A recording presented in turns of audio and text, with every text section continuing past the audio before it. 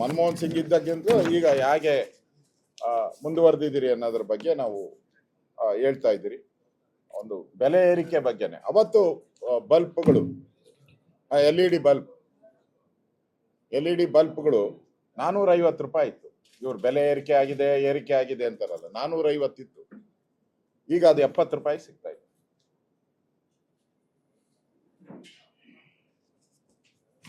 ಈ ರೀತಿ ಮತ್ತೆ ಬುಲೆಟ್ ಟ್ರೈನ್ ಅನ್ನೋದು ಬೇರೆ ದೇಶದಲ್ಲಿ ನಾವು ಓದಿ ತಿಳ್ಕೊಬೇಕಾಯ್ತು. ಬುಲೆಟ್ ಟ್ರೈನ್ ಅನ್ನೋದನ್ನ ಬೇರೆ ದೇಶದವರು ಮಾಡ್ತಾ ಇದ್ದಾರೆ, ಆಗಿರುತ್ತೆ ಈಗಿರುತ್ತೆ. ನಾವು ಟೂರ್ ಹೋದಾಗ ವಿದೇಶಕ್ಕೆ ಪ್ರವಾಸ ಹೋದ್ರೆ ಒಂದ್ಸರಿ ಬುಲೆಟ್ ಟ್ರೈನ್ ಹತ್ತನಪ್ಪ ಅಂತ ಹೇಳಿ ಎಲ್ಲರಿಗೂ ಅದೊಂದು ಪಿಕ್ನಿಕ್ ಇತ್ತು. ಈಗ ನಮ್ಮ ದೇಶದಲ್ಲೇ bullet train almost all 60% work complete ಆಗಿದೆ. ಇನ್ನೊಂದು 40% ಆದ್ರೆ ನಮ್ಮ ದೇಶದಲ್ಲೇ ಬುಲೆಟ್ ಟ್ರೈನ್ ಅನ್ನ ನೋಡುವಂತ ಒಂದು ಅಭಿವೃದ್ಧಿಯ ಸೂಚಕವನ್ನ ನಮ್ಮ ನರೇಂದ್ರ ಮೋದಿಯವರು ಇವತ್ತು ಕೊಟ್ಟಿದ್ದಾರೆ. ಮತ್ತೆ ವಿಶೇಷವಾಗಿ ಕೃಷಿಗೆ ಸಂಬಂಧಪಟ್ಟಂತೆ ಸಬ್ಸಿಡಿ ಮೊದಲು ಮನಮೋಹನ್ ಸಿಂಗ್ ಅವರಿದ್ದಾಗ 30,000 ಕೋಟಿ ಸಬ್ಸಿಡಿಯನ್ನ ಕೊಡ್ತಾ ಇದೆ. ರೈತರಿಗೆ ಸಹಾಯ ಆಗಲಿ, ರೈತರ ಬೆಲೆಗಳಿಗೆ ಕೃಷಿ ಬೆಲೆಗೆ ಸರಿಯಾದಂತ ಅವಕಾಶ ಸಿಗಬೇಕು ಅನ್ನೋದು ನರೇಂದ್ರ ಮೋದಿಯವರ ಬಯಕೆ. ಈಗ 1,27,000 ಕೋಟಿ ರೂಪಾಯಿ ಸಬ್ಸಿಡಿಯನ್ನ ಕೃಷಿಗೋಸ್ಕರ ನಮ್ಮಲ್ಲಿ ನಮ್ಮ ನರೇಂದ್ರ ಮೋದಿಯವರು ಕೊಡ್ತಾ ಇದ್ದಾರೆ. ಅದೇ ರೀತಿ ಹಿಂದೆ ಗ್ಯಾಸ್ ಸಂಪರ್ಕ ಮನಮೋಹನ್ ಸಿಂಗ್ ಇದ್ದಾಗ 14 ಕೋಟಿ ಕನೆಕ್ಷನ್ಸ್ ಇತ್ತು. ಈಗ ಅದು 31 ಕೋಟಿ ಆಗಿದೆ ಕನೆಕ್ಷನ್.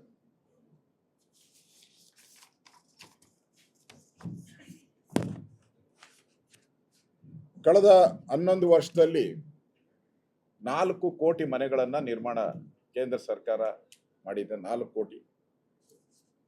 ಕಳೆದ 11 ವರ್ಷದಲ್ಲಿ 11 ಕೋಟಿ ಶೌಚಾಲಯನ ಮಾಡಿದಿರಿ. 27 ಕೋಟಿ ಜನ ಈ ಬಡತನ ರೇಖೆಗಿಂತ ಮೇಲೆ ಬಂದಿರ. ಇದು ನಾವೆಲ್ಲ ಹೇಳ್ತಾ ಇರೋದು, ವಿಶ್ವ ಬ್ಯಾಂಕ್ ಹೇಳಿದೆ ಭಾರತದಲ್ಲಿ 27 ಕೋಟಿ ಜನ ಬಡತನ ರೇಖೆಗಿಂತ ಮೇಲೆ ಬಂದಿದ್ದಾರೆ ಅಂತ ಹೇಳಿ.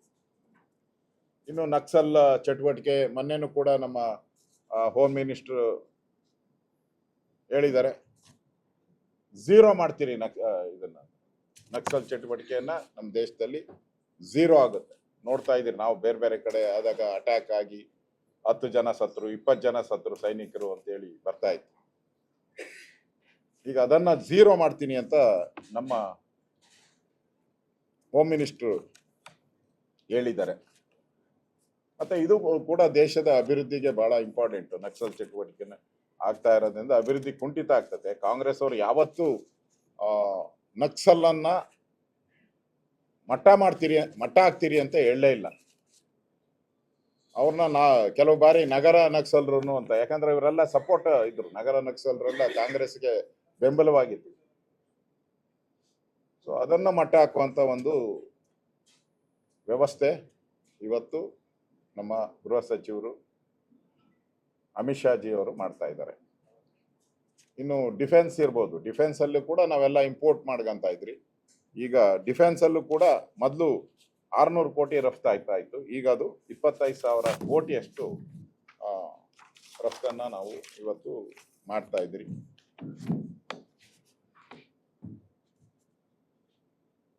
ಜನಾಬ್ ರೈಲ್ವೆ ಸೇತುವೆ, ವಿಶ್ವದ ಅತಿ ಎತ್ತರದ ರೈಲ್ವೆ ಸೇತುವೆ, ಆ ದಾಖಲೆಯನ್ನು ಕೂಡ ನಮ್ಮ ನರೇಂದ್ರ ಮೋದಿ ಅವರು ಮಾಡಿದ್ದಾರೆ.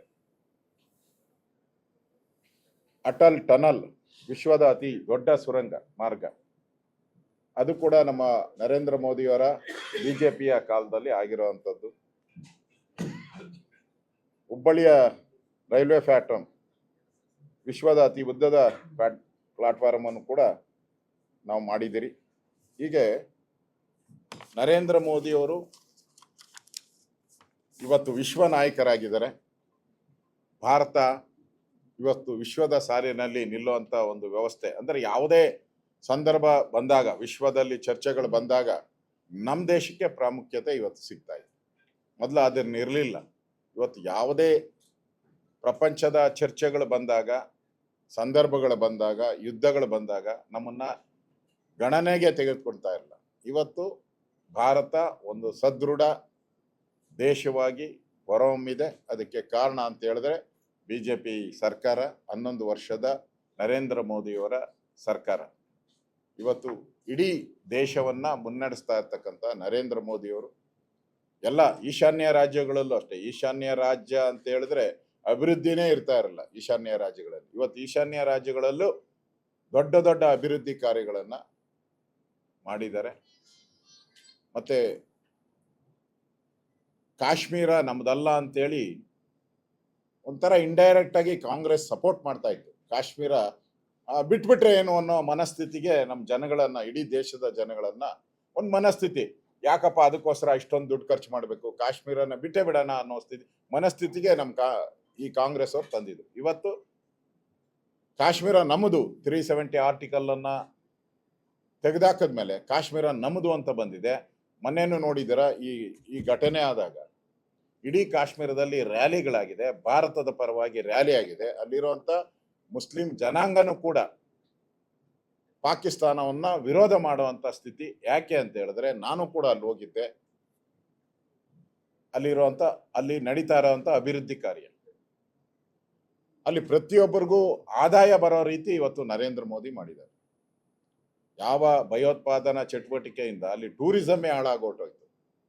ಇವತ್ತು ಅಲ್ಲಿ ಒಬ್ಬ ಕುದುರೆ ನಡೆಸುವಂತವನು ಕೂಡ ಪ್ರತಿದಿನ ಅವನ ಆದಾಯ 2,000 ರೂಪಾಯಿಂದ 3,000 ರೂಪಾಯಿ ಮಾಡ್ತಾರೆ ಪ್ರತಿದಿನ ಅವನು. ನಾನು ಅಲ್ಲಿ ಹೋಗಿದ್ದೆ, ದಾಲ್ ಲೇಕ್ ಅಂತ, ಎಲ್ಲ ಟಿವಿಗಳಲ್ಲಿ ನಾವು ನೋಡ್ತಾ ಇದ್ದೀರಿ, ದಾಲ್ ಲೇಕ್ ಅಂತ. ಅಲ್ಲಿ ಬೋಟ್ ನಡೆಸೋನು ಪ್ರತಿದಿನ 3,000 ರಿಂದ 4,000 ರೂಪಾಯಿ ಆದಾಯ ಮಾಡ್ತಾನೆ. ಬರೀ ಆದಾಯ ನಾನು ಹೇಳ್ತಾ ಇರೋದು. ಅದು ಬುಕ್ಕಿಂಗ್ಗೆ ಒಂದು ತಿಂಗಳು ಕಾಯ್ಬೇಕು. ಅದು ನಮ್ಮ ಮೈಸೂರಲ್ಲಿ ಅಂತ ಇದಕ್ಕಿಂತ ದೊಡ್ಡ ಲೇಕ್ ಇದೆ. ಕುಕ್ಕನಹಳ್ಳಿ ಕೆರೆ ದೊಡ್ಡ ಲೇಕ್ ಇದೆ. ಬಟ್ ಅಲ್ಲಿ ಇರುವಂತ ಲೇಕ್ಗೆ ಒಂದು ತಿಂಗಳು ಕಾಯ್ಬೇಕು. ನೀವು ಬೋಟ್ ಅಲ್ಲಿ ನೀವು ಓಡಾಡ್ಬೇಕಾದ್ರೆ ನಾನು ಕೂಡ ಹೋಗಿದ್ದೆ. ಅಂದ್ರೆ ಪ್ರತಿಯೊಬ್ಬರಿಗೂ ಅನಿಸ್ತು ಅಲ್ಲಿ ಕಾಶ್ಮೀರದ ಜನತೆಗೆ, ಇಲ್ಲ ಮೋದಿ ಅವರು ಅಭಿವೃದ್ಧಿ ದೃಷ್ಟಿಯಿಂದ ಪ್ರಶ್ನೆ ಮಾಡಕ್ ಸಾಧ್ಯನೇ ಇಲ್ಲ ಅನ್ನೋ ಮನಸ್ಥಿತಿ ಇವತ್ತು ಕಾಶ್ಮೀರದ ಜನತೆಯಲ್ಲೂ ಕೂಡ. 94% ಅಲ್ಲಿ ಮುಸಲ್ಮಾನರು ಇರೋದು, 94%. ಅವ್ರಿಗೂ ಅನ್ಸಿದೆ ಪಾಕಿಸ್ತಾನ ಭಿಕ್ಷಾ ಪಾತ್ರೆ ಔಟಿದೆ. ಪಾಕಿಸ್ತಾನಕ್ಕೆ ಹಿಂದೆ ಯಾರ್ಯಾರು ಸಪೋರ್ಟ್ ಮಾಡ್ತಾ ಇದ್ರು ಅಲ್ಲಿ, ಅವ್ರ ಹಿಂದೆ ಹೋದ್ರೆ ನಮ್ಗೇನು ಉದ್ಧಾರ ಆಗಲ್ಲ, ನಾವು ಭಾರತ ಅನ್ನೋದು ಭಾವನೆ ಈಗ ಬಂದ್ಬಿಟ್ಟಿದೆ. ಆ ರೀತಿ ಮಾಡಿದವರು ಮೋದಿ, ಆ ರೀತಿ ಅಭಿವೃದ್ಧಿಯನ್ನ ಮಾಡಿ ತೋರಿಸಿದವರು ಮೋದಿ. ಮತ್ತೆ ರಾಮ ಮಂದಿರ ನಮ್ಮ ಕನಸಾಗಿತ್ತು. ನಾವು ಕೂಡ ಮ್ಯಾನಿಫೆಸ್ಟೋದಲ್ಲಿ ಪ್ರತಿ ಸರಿನೂ ಹಾಕಿರಿ. ನಾವು ಕಳೆದ 30 ವರ್ಷಗಳಿಂದ ಮ್ಯಾನಿಫೆಸ್ಟೋದಲ್ಲಿ ಹಾಕ್ತಾನೆ ಇದ್ರಿ. ಕಟ್ಟೇ ಕಟ್ಟುತ್ತೇವೆ ರಾಮ ಮಂದಿರ ಅಂತ ಹೇಳ್ತಾನೆ ಇದ್ರಿ. ಕಟ್ಟಕ್ಕಾಗಿರ್ಲಿಲ್ಲ. ಕಟ್ಟಿದ್ರೆ ಪ್ರಳಯ ಆಗೋಗ್ತೈತೆ ಅಂತ ಹೇಳಿದ್ರು, ದಂಗೆ ಆಗೋಗ್ತೈತೆ ಅಂದ್ರು.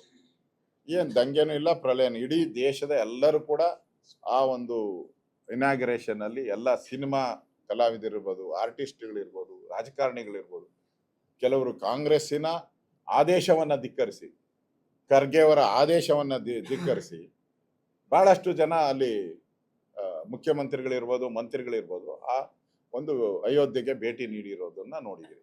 ಅಂದ್ರೆ ಅಯೋಧ್ಯೆ ರಾಮ ಮಂದಿರ ನಿರ್ಮಾಣ ಮತ್ತೆ 370 ಆರ್ಟಿಕಲ್ ಇದು ಮೋದಿಯ ಶಕ್ತಿಯನ್ನ ತೋರಿಸುತ್ತೆ, ಅವರ ದೃಢತೆಯನ್ನ ತೋರಿಸುತ್ತೆ, ಬಿಜೆಪಿ ಆಡಳಿತದ ದೃಢತೆಯನ್ನ ತೋರಿಸಿದೆ. ಅದರಿಂದ ಇಡೀ ದೇಶದ ಜನ ಮೆಚ್ಚುವಂತ ನರೇಂದ್ರ ಮೋದಿಯವರು 11 ವರ್ಷದ ಆಡಳಿತ ಇವತ್ತು ಜನ ಮೆಚ್ಚಿದ ಆಡಳಿತ. ಇದನ್ನ ರಾಜ್ಯದ ಜನ ಇರ್ಬೋದು, ದೇಶದ ಜನ ಇರ್ಬೋದು, ಎಲ್ಲರೂ ಕೂಡ ಸ್ವಾಗತ ಮಾಡ್ತಾ ಇದ್ದಾರೆ. ನಮ್ಮ ಇಡೀ ಎಲ್ಲ ದೇಶದ ಎಲ್ಲ ನಾಗರಿಕರು ಕೂಡ ಇಂಥ ಒಂದು 11 ವರ್ಷದ ಸಾಧನೆ, ಮೋದಿಯವರ ಸಾಧನೆಯನ್ನ ಜನ ಮೆಚ್ಚೋ ರೀತಿ ಆಚರಣೆ ಮಾಡಬೇಕು ಅನ್ನೋ ದೃಷ್ಟಿಯಿಂದ ನಾವು ಬಿಜೆಪಿ ಕೂಡ ಈ ತಿಂಗಳು ಪೂರ್ತಿಯಾಗಿ ಅಭಿಯಾನವನ್ನ ನಾವು ಮಾಡ್ತಾ ಇದ್ದೀವಿ. ಮೋದಿಯವರು ಏನು ಸಾಧನೆಯನ್ನ ತಂದಿದ್ದಾರೆ, ಇದರಿಂದ ದೇಶಕ್ಕೇನು ಒಳ್ಳೇದಾಗಿದೆ, ರಾಜ್ಯಕ್ಕೇನು ಒಳ್ಳೇದಾಗಿದೆ, ಇನ್ನಷ್ಟು ರಾಜ್ಯದ ಡೆವಲಪ್ಮೆಂಟ್. ನೆನ್ನೆನೂ ಕೂಡ ರೈಲ್ವೆಗೆ ಸಂಬಂಧಪಟ್ಟಂತೆ ಮಾನ್ಯ ಸೋಮಣ್ಣ ಅವರು ಕೂಡ ಪತ್ರಿಕಾ ಸಂದರ್ಶನದಲ್ಲಿ ಹೇಳಿದ್ದಾರೆ, ಅನುದಾನಗಳು ಬಂದಿರೋವಂಥದ್ದು